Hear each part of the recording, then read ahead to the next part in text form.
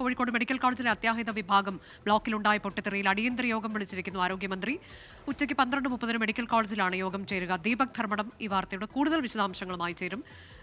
ദീപക്, ഒരു medical board യോഗം എന്നുള്ളത് ഇപ്പോൾ ഭരണസമിതിക്ക് വീഴ്ച വന്നിട്ടുണ്ട് എന്ന് ടി സിദ്ദിഖ് ഇന്നലെ മുതൽ പറയുന്നതാണ്. ഇന്നിപ്പോൾ അതിന്റെ കൂടുതൽ പ്രതികരണങ്ങൾ നമ്മൾ കാണുകയാണ്. പ്രതിപക്ഷത്തിന്റെ ഭാഗത്തുനിന്ന്, DCC അധ്യക്ഷന്റെ ഭാഗത്തുനിന്നൊക്കെ കാണുമ്പോൾ ഇതിലേത് തരത്തിലേക്ക് വീഴ്ച സംഭവിച്ചിട്ടുണ്ട്, അങ്ങനെ സംഭവിച്ചിട്ടുണ്ടോ എന്നതിലൊക്കെയുള്ള ഒരു വിദഗ്ധ പരിശോധനയിലേക്ക് പോകുമോ ആരോഗ്യവകുപ്പ്? അനുജ, അത് തന്നെയാണ്. ആരോഗ്യമന്ത്രി വീണ ജോർജ് 12:30 മണിക്കാണ് അവിടെ മെഡിക്കൽ കോളേജിൽ എത്തുന്നത്. അവരവിടെ ഉന്നതതല യോഗം വിളിച്ചിരിക്കുന്നു. മാത്രമല്ല, ജില്ലാ കളക്ടർ ഉൾപ്പെടെ, ജില്ലാ മജിസ്ട്രേറ്റ് ഉൾപ്പെടെയുള്ള ഉന്നത ഉദ്യോഗസ്ഥരെയും ഒരു യോഗത്തിലേക്ക് വിളിച്ചിരിക്കുകയാണ്. ഇതിൽ ഏറ്റവും പ്രധാനപ്പെട്ട കാര്യം, ഒരു ഷോർട്ട് സർക്യൂട്ട് ആണ് ഈ അപകടമുണ്ടായത്. അതായത് ഈ പുകയുണ്ടാകുന്നതിന്റെ കാരണമെന്ന് പ്രാഥമികമായി തന്നെ കണ്ടെത്തിയിട്ടുണ്ട്.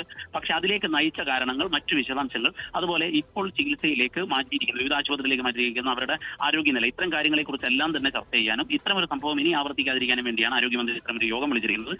ആ യോഗത്തിൽ കളക്ടർ കൂടി പങ്കെടുക്കുമ്പോൾ സ്വാഭാവികമായും ജില്ലാ ഭരണകൂടത്തിന്റെ ഒരു പ്രാതിനിധ്യം കൂടി ഇതിലേക്ക് വരികയാണ്. ADM ഉൾപ്പെടെയുള്ള ഉന്നത ഉദ്യോഗസ്ഥരിലേക്ക് എത്തുകയും ചെയ്യുന്നു. മറ്റൊന്ന്, ഫയർ ആൻഡ് റെസ്ക്യൂവിനെതിരെ ഉണ്ടായിരിക്കുന്ന ആരോപണം, ഇത്തരം വിഷയങ്ങളിലേക്ക് കൂടി ഈ യോഗത്തിന് ശേഷം അതിന്റെ തുടർ അന്വേഷണത്തിന്റെ ഭാഗമായി കടക്കുമെന്നാണ് മനസ്സിലാവുന്നത്. ഏതായാലും ആരോഗ്യമന്ത്രി വീണ ജോർജ് 12:30 വിളിക്കുന്ന യോഗം വളരെ നിർണായകമാണ് എന്ന് നമുക്ക് ഈ ഘട്ടത്തിൽ പറയാൻ സാധിക്കും.